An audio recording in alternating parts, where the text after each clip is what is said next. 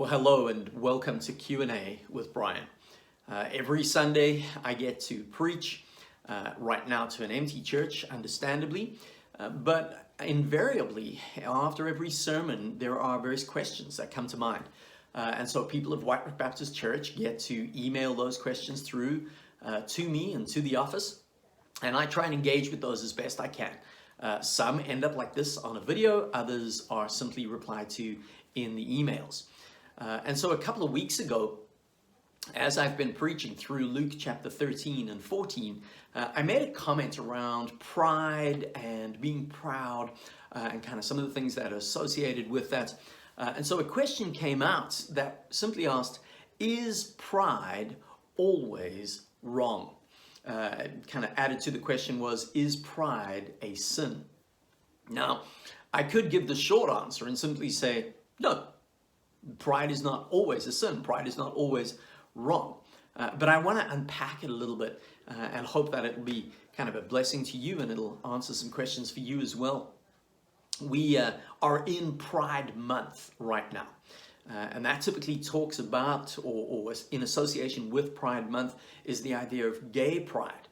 At the very same time as we watch the world and kind of look at the Black Lives Matter movement gaining traction everywhere, you might hear people talk about black pride. And often in those cases and others like it, the word pride is added in because historically those are people, those are groups of people that have been marginalized or ostracized or deemed lower than or unworthy. And so the word pride is added in there to remind everyone there is an inherent humanity in the individual. They have value. There shouldn't be a sense of shame or even a sense of historic shame. And so people will say pride and be proud in who you are because you have value. For those of us who are parents, perhaps you've chatted or spoken to one of your children and you've said to them, have some pride in your work. And what you mean in that instance is you're saying to this youngster, put your best effort into it.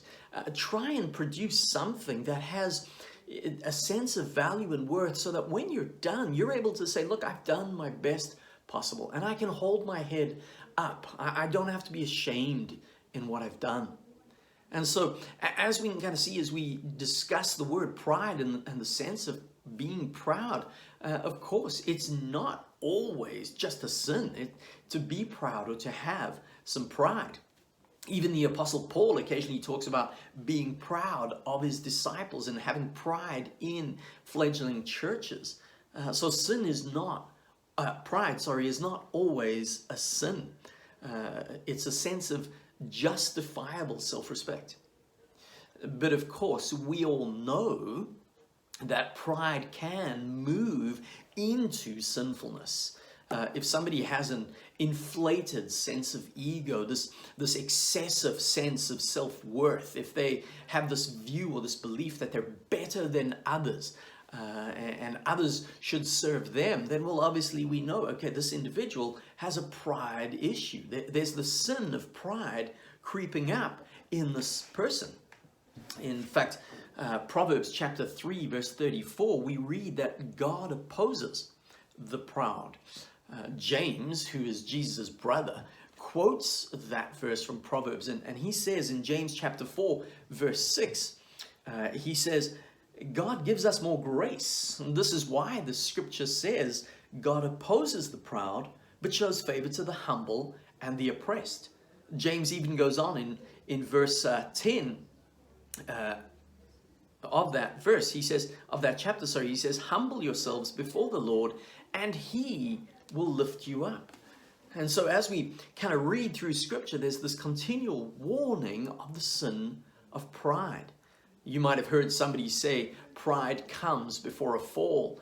That's really just a variation of Proverbs chapter 16 verse 18. Proverbs 16 verse 18 says, pride goes before destruction, a haughty spirit before a fall.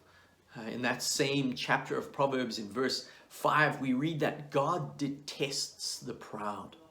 Why on earth would God have such a strong statement, the sense of detesting the proud? Well, because pride is very easy to get wrong. It's very easy to allow pride to grow into sinfulness. And so it's that sin of pride that God detests. When we study Jesus Christ and we study the life of Jesus, we see one who emulated and modeled humility. Jesus didn't come demanding that he be served. He didn't come demanding that, people bow down to him because he's the greatest and the best and they should do what he wants. No. Jesus displays this incredible humility, and Jesus serves. And so Jesus invites and indeed instructs his disciples to model that as well, to model humility. We might talk of somebody being a proud person. And typically when we talk of somebody being a proud person, we mean, they're self-made and they don't ask people for help. They've got to where they are on their own strength and they don't want anybody else. And the Bible reminds us that's the sin. Sin says, or the sin of pride says, I don't need anybody else. I don't need help. Worse, not only do I not need anybody else, I don't even need God. And God says, I stand against that. Because we're created for community, we need one another, and ultimately we need God. So, is pride always a sin? No. But pride certainly can become sin and lead to sin. And this is why as disciples of Jesus Christ, we have to constantly pray, God, keep us humble. God, help us to be humble in every and any situation that you put us into. And certainly for us as a church and as a congregation, my prayer is that we would continue to walk humbly before God, and we would continue to walk humbly in our community. And as we serve in humility, that hopefully we would be able to, by the grace of God, have an impact in this community. I hope that brief answer has helped kind of answer that question. You're welcome to go ahead and click like and subscribe to this video so that you can kind of get some more Q&As as they come through. You're also welcome to make some comments or even ask some questions in the comments below.